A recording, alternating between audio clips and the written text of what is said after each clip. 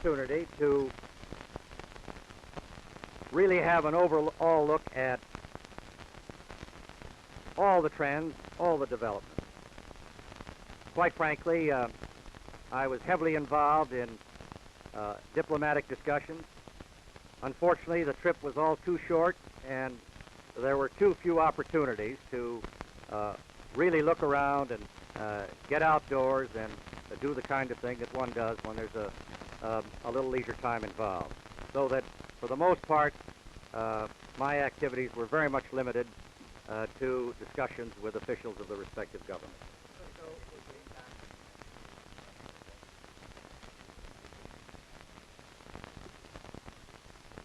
I've indicated what my principal impressions are, and of course I have sent in reports and will be making a further report when I return to the department on Monday, but I carry no specific message back.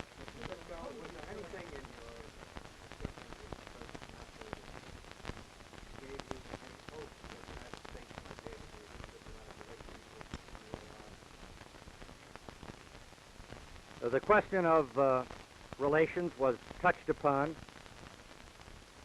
but it was mutually acknowledged that the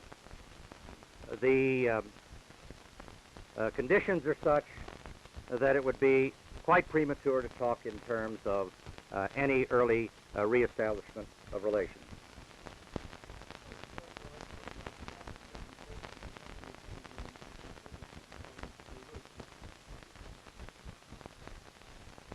I would say that principally the demonstration was a reflection of some elements who would be concerned over real progress towards a political and peaceful solution.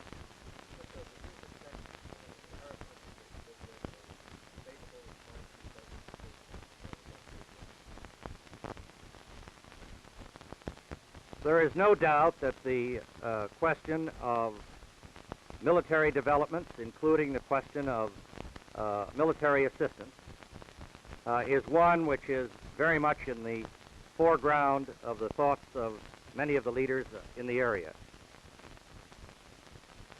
I would say that on the whole,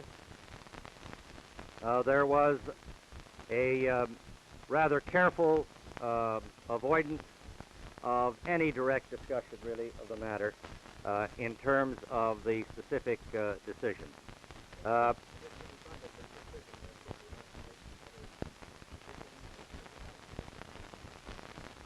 Well, I think I need not explain, frankly, what the Arab attitude would be.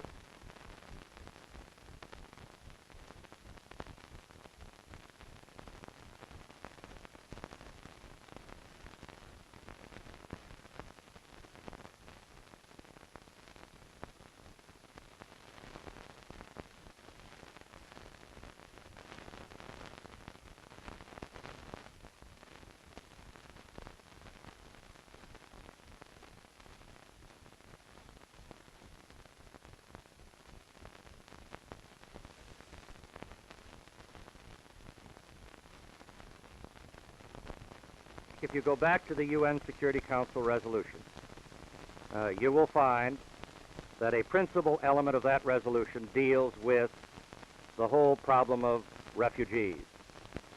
And you will find also that with respect to the proposals which the United States has put forward back in October and December, the whole assumption of that particular proposal was that unless you really get a fundamental solution of the Palestine problem, and that includes refugees, because the refugees here are key in this regard, why obviously you're not going to have the kind of just and stable peace that everyone is after.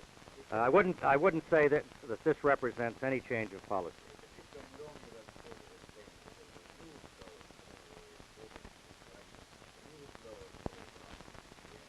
I made no comment whatsoever on the flow of arms in the area in Rome or anywhere else. Mr. Sisco, could you tell us what are the maximum positions you feel have Well, I think in the first instance, on one side, it deals with the question of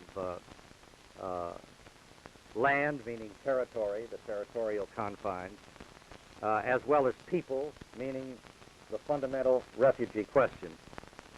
And obviously withdrawal is an element. On the other side, it's a question of peace insofar as it relates to territory itself. And the point that I tried to get across was that